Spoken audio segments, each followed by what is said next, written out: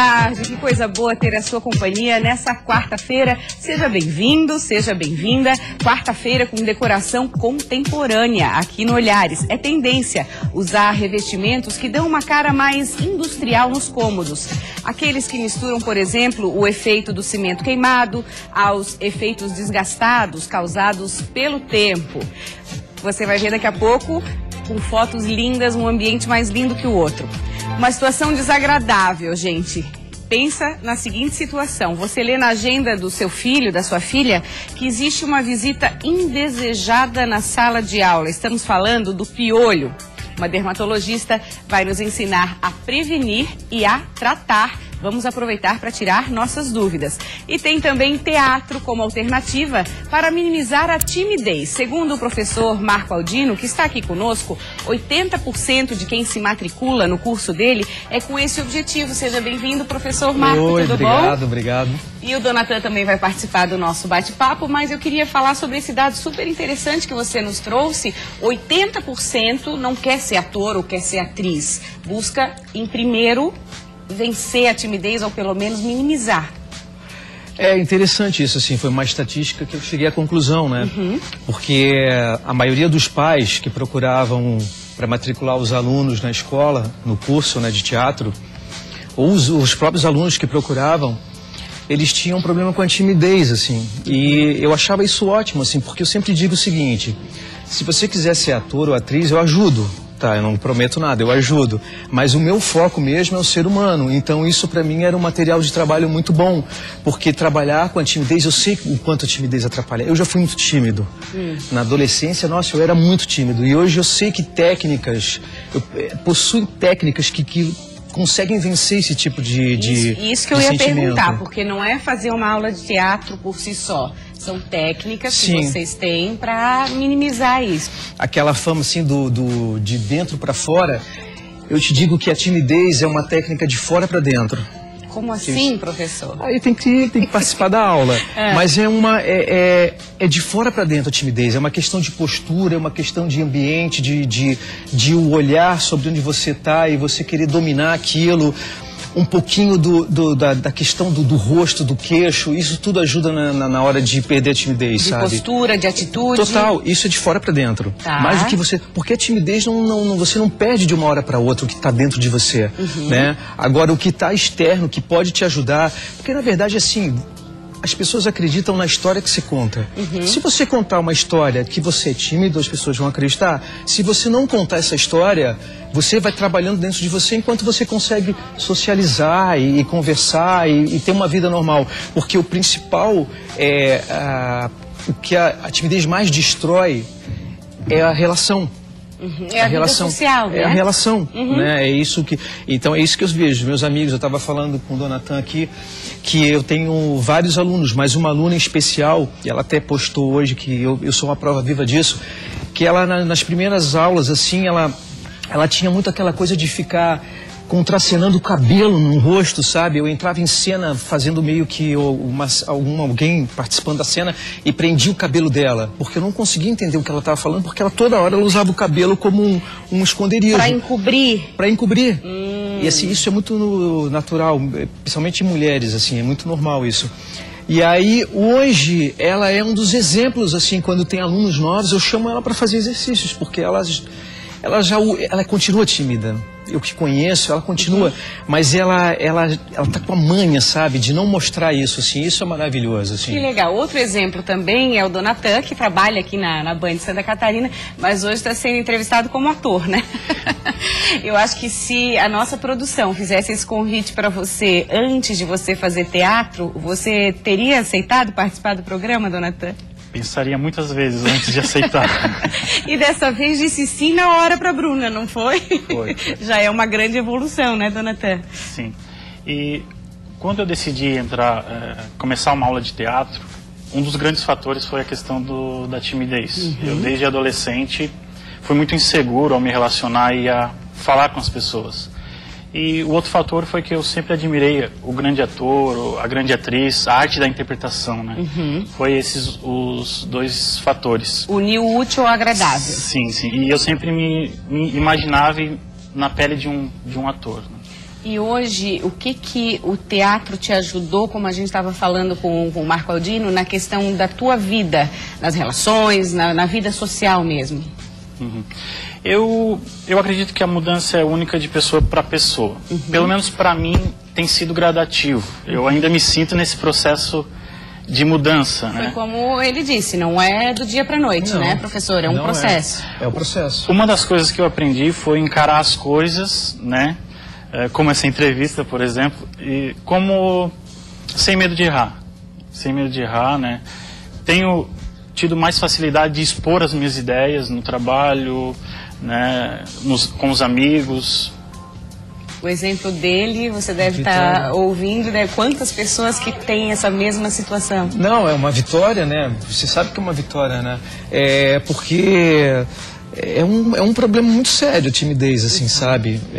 E não é ator, ou para quem quer ser ator ou atriz, é problema para quem quer ser advogado, para quem quer ser médico, para todo mundo, estudante, sabe? É um problema que tem como terminar, tem como acabar. Eu acho que o teatro é um meio bem bacana para trabalhar isso, porque tem o lúdico. A gente consegue ter o lúdico e a gente chegar num resultado melhor do que não sei, não é contra a terapia, eu sou a favor de terapia, mas não é outro tipo de terapia usando o lúdico. Entendi, e que deve acontecer para muitas pessoas que acabam melhorando essa questão da timidez sem perceber muito. Tem isso também? Essas técnicas acabam indo no problema sem admitir que está indo naquele problema? Uma coisa mais sutil, professor? Mas sentindo que está diferente? Isso, assim, sim. Acaba minimizando a timidez sem dizer, olha, agora esse exercício é para minimizar a timidez. Não é uma coisa declarada? Não, não é declarado. Exatamente. Se fosse, aí seria meio complicado, assim. Agora vamos fazer um exercício para ninguém mais ser tímido. Aí todo mundo, sumiu todo mundo. Cadê todo mundo? Não. É através de um processo lúdico e principalmente meu olhar, né? Às vezes assim, eu sei que está ali fazendo teatro porque quer deixar de ser tímido porque os pais me falaram, mas ele não sabe que eu sei. E eu consigo, o meu olhar fica diferente. Então, assim, vai tendo o processo. Outra mãe também que me procurou falou assim, Marco, eu preciso falar com você. O que você está fazendo na sua aula? Assim, eu estou dando teatro. Não, porque a minha filha era o seguinte, a minha filha chegava a gente lá em casa, ela sumia, ia pro quarto, não falava com ninguém, passa direto. Agora chega a gente lá em casa, ela senta e conversa, todo mundo. Eu falei, o que está acontecendo? Falei, teatro. Socializou mais. Socializou mais. Tá bom, muito obrigada pela presença de vocês. Obrigada, dona Tam. Obrigada, Marco. Obrigado. Parabéns aí pelo trabalho. Até a próxima. Obrigado.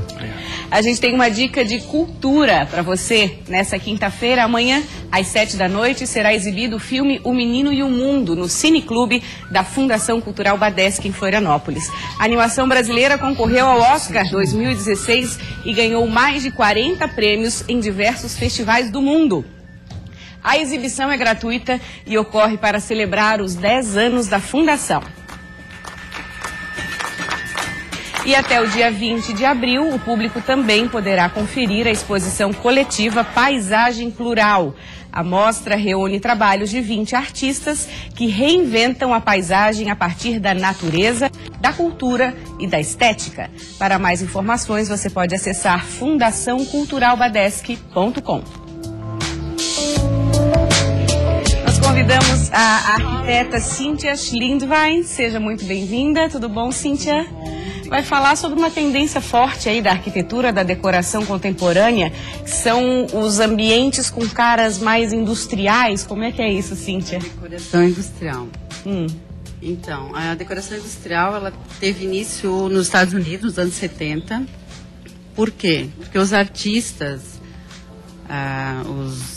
até os hippies do Wall Street, eles passaram a utilizar os galpões abandonados de fábrica e como moradias. Tá. Por uma questão de custo e por uma questão de ficar mais próximo do ambiente de trabalho. Quando fala em galpão, eu já lembro aqueles ambientes com bastante espaço e geralmente pé direito alto. Fábrica. Imagina uma fábrica abandonada, aqueles galpões de fábrica. Então, o que eles faziam? Eles ocupavam esses galpões abandonados e, como artista que tem bom gosto, transformavam aquilo num ambiente muito legal. Então, uma característica forte da decoração industrial é justamente o uso de muito concreto, cimento queimado, madeira, ferro. Nós vamos rodar as fotos que a nossa produção preparou para a gente ter bastante ideia do que você está falando. Esse aí eu achei lindo, mas tem isso que você falou, né? O ferro, o cimento queimado, o que mais, Cíntia? Isso, então, observe que ele é um ambiente bem pesado, bem fechado. Hoje em dia a gente evita, claro, se o cliente quer um ambiente assim, a maioria não quer. Uma casa tem que ser aconchegante. O que a gente faz? A gente usa um pouco de cor no ambiente. Tá, esse parece mais assim um restaurante ou uma coisa mais fechada. Vamos para a próxima, que a gente vai analisando aí os ambientes. Esse é um quarto. Já é um ambiente residencial, já vê que ele é mais claro, mas o que remete aí à decoração industrial? A iluminação. A iluminação é super importante no projeto de decoração industrial. Porque nos galpões eles tinham aberturas enormes, janelas grandes, com muita iluminação natural. Numa casa, num apartamento, mesmo num loft, nem sempre a gente vai ter essas aberturas. Certo. Então por isso tu fala em decoração industrial, já é meio que um clichê. Tu já lembra aquelas luminárias retrôs, spots aparentes. Tá, como a gente está vendo nesse ambiente, tem esse aí que eu achei Esse aí é um tijolinho aparente, que era muito presente nos galpões abandonados, né? Sempre a decoração industrial, pensa uma coisa assim, inacabada. E sempre que a gente vai fazer um projeto de decoração nesse estilo industrial, o que a gente busca? Aí já tem umas peças contemporâneas de designer, que é legal compor junto, justamente para quebrar, no teto, o trilho com spots aparentes, o cinza, o marrom sempre presente. Interessante essa combinação, eu gostei. Então a gente joga uma peça contemporânea, uma coisa vai aparecer mais adiante, mas eu estava falando das aberturas, que como hoje a gente não tem as aberturas tão grandes, a gente trabalha muita luz branca. Tá. Ainda mais se estamos falando de tom cinza, marrom, que são tons que fecham. Então, olha que legal esse ambiente. Tá vendo o teto, muito trilho com spot. E os fios aparentes ali. Então, mas você veja que ele é um ambiente super contemporâneo. Super. Mas aí ele tem o detalhe. Agora, você entra no espaço, o que é a ideia? Isso aqui um dia foi uma fábrica. Mas não quer dizer que tenha que ser deprimente, que tenha que ser triste, tem que ser escuro. Não, fica bonito e de bom gosto também. Obra de arte, sempre, então, olha só o sofá, deu todo up, a iluminação refletindo na obra de arte. A obra de arte sempre em tamanhos grandes, tá vendo lá atrás um grafite? Até porque as paredes são grandes e são altas, né? Então sempre buscava-se a decoração, as telas grandes. Uma opção bem legal de usar na decoração industrial são os grafites. Que algumas fotos vai aparecer mais. Então, assim, de repente uma parede inteira com grafite e jogar uma cor dá um efeito de vida no ambiente. Né? Essa foto é interessante, Cíntia, porque é um espaço pequeno, mas tem também essa tendência. E ficou clean, tá vendo? A tubulação aparente na parede, a mesa com rodízios grandes, uma mesa de ferro. Dá para fazer um trabalho muito legal. A parede, novamente, do tijolo aparente, né? Isso. Aí é uma coisa que eu estava esperando um momento para falar, que uma coisa que mesmo lá atrás, nos anos 70, esse grupo de artistas, um povo mais alternativo, vamos chamar assim, a preocupação com a reciclagem. Então o lema deles era reciclar para salvar o planeta. Super atual também esse ambiente. Claro, esse ambiente está super rústico, mas a gente consegue fazer um ambiente com peças recicladas e mesmo assim ser elegante. Não pensa assim, o reciclado, esse aí também, super rústico, mas pega o sofá da avó, a cômoda da tia. São galões que estão sendo São galões, nesse caso aí eles são pintados, e daí com tampo e usa como... Reaproveitamento de materiais. A sustentabilidade já lá atrás era pensada pelos mais artistas. Uma luminária, né, bem diferente. É uma opção bem legal de decoração. E às vezes pode ser um detalhe, pode ser um objeto, não precisa ser tudo, né? Pode ser algo que remeta a essa tendência. Esse aí tá um ambiente bem moderno, lá a parede de tijolinho, a mesa amarela e a iluminação. Lindo, olhando essas fotos dá vontade de trocar tudo que a gente tem em casa. Olha lá o grafite na parede. O grafite que a gente falou, é verdade. Cíntia, muito obrigada pela tua presença. Obrigada. Pelas explicações, um prazer te receber aqui, tá? Igualmente. Prazer. Agora deixa eu mostrar pra você, quero saber se você já viu, essa semana foi divulgada a informação de um cavalo de corrida, olhem que chique, que vestia um terno na Inglaterra. Vê se pode, gente. A roupa foi criada sob medida por um designer e pela equipe que usaram 18 metros de tecido clássico. Na web também encontramos mais histórias inusitadas de cavalos, como esse aí, ó, que assopra velas no bolo de aniversário nos Estados Unidos.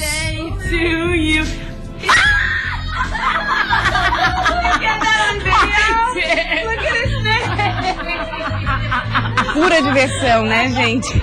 E tem ainda esse, ó, que toca teclado, só vendo pra acreditar.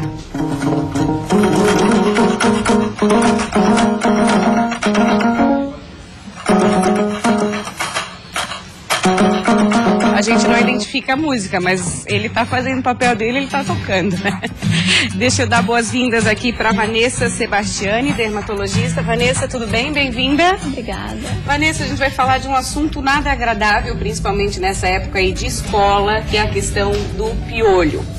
E aí eu começo te perguntando, tem uma forma de prevenir? Eu já escutei falar em remédios que a gente pode tomar para que isso não aconteça.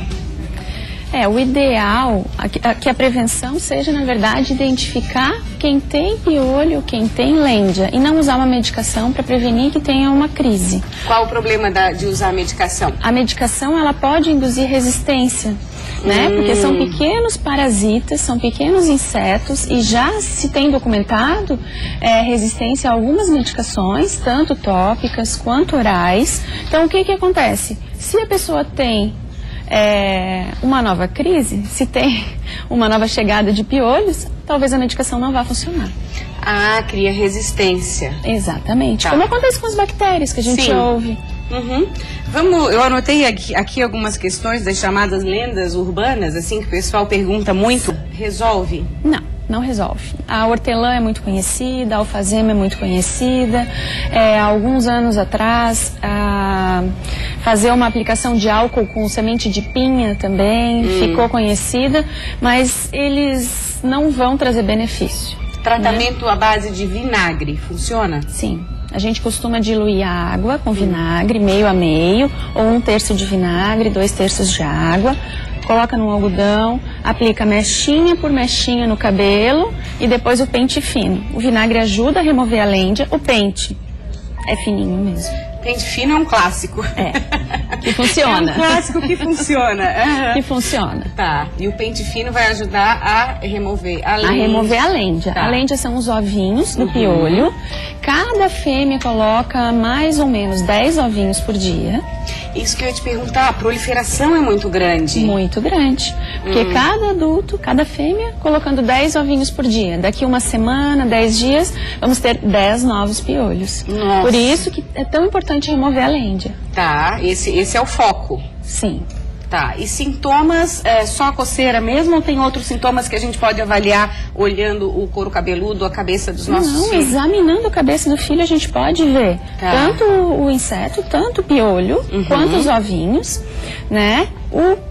A coceira geralmente está associada nos primeiros sintomas. A criança pode ferir a cabeça, coçando. Isso pode, às vezes, provocar febre, se ela tiver uma infecção, febre, até alguma íngua, aquelas bolinhas que se palpam no pescoço. Pois é, porque não tratado evolui para casos bem mais graves, né? Claro. Cabelo preso ajuda a minimizar o problema ou a não pegar piolho ou é lenda?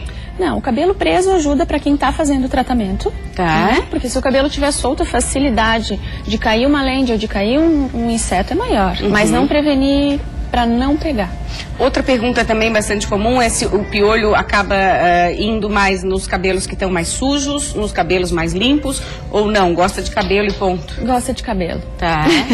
Não tem Não essa. importa. Pode lavar todos os dias e é importante a gente ressaltar também que se a pessoa tem piolho, não quer dizer que ela não tem higiene. Tá. Né? A pessoa pode ter uma higiene excelente e mesmo assim pegar um piolho. Sim, tem um vídeo que está passando aí, é um caso bastante grave, um caso severo num adulto, e aí serve para a gente ver que não é só em crianças, né, Vanessa? Não, não é só em crianças, adultos também pegam, né? Esse caso é um caso exuberante, que a gente consegue ver a essa distância os piolhos caminhando, né? E é engraçado que a nossa produtora estava separando as imagens e as fotos e já estava coçando.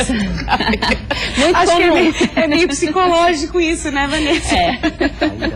Que a gente Ouviu acaba... falar de piolho, começa a coçar a cabeça, a sarna começa a coçar o corpo, às vezes até o médico sente coceira também, suas partes. E você sabe que eu estava pesquisando, no Rio de Janeiro existe um salão específico para tratamento de piolho. Ela só atende pessoas nesse caso, assim, que as pessoas não dão conta de tratar em casa, existe um salão só para isso.